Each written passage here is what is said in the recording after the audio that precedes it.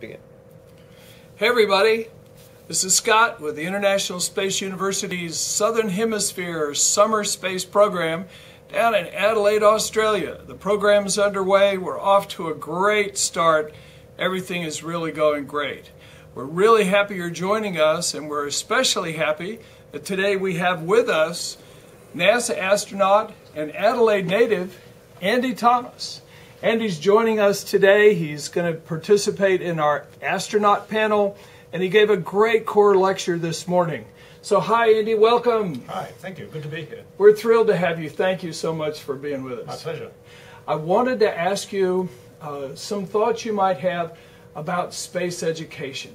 How are we doing? What could we do better? How can we get the next generation enthused about space, and especially science and engineering education?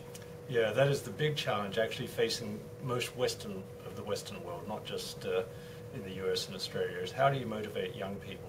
I think it's important that they get opportunities to learn math and science at an early age, and we have to do a better job of teaching it. I think people of my generation have made it a very dry subject, and it's not attractive to young people, but it can actually be a lot of fun and can be very creative.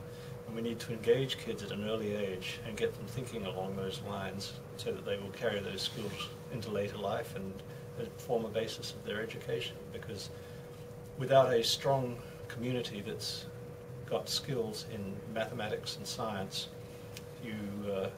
economy will ultimately falter. Economic strength comes from invention, which comes from new products, which comes from engineering and science, and developing new patents and new companies and so on. And that's why we need a population of smart young people coming forward with these skills. That's great. Tell me a little about your educational background. You went to school here in Adelaide, isn't that right? I did. All my education was here in South Australia. I went to the University of Adelaide. I studied engineering, and after that I did a PhD in engineering here at the University of Adelaide, specializing in a branch of fluid mechanics. It was a great time. It was a great learning experience. Probably one of the high points of my career, and I've had some pretty high points in my career.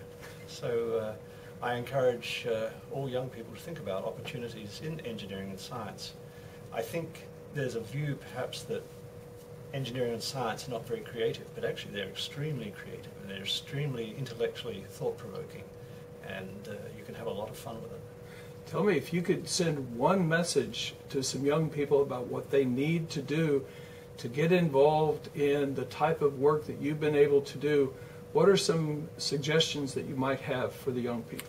You know, the main thing is you've got to stay in school.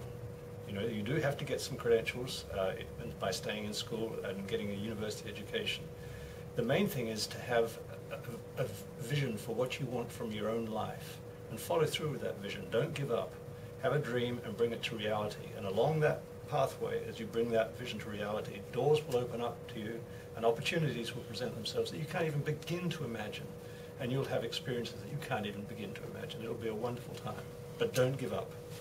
That's great. Andy, thank you so much for joining ISU. We're thrilled to have you. We hope you'll come back and participate in some of our programs again. My pleasure. Thank you.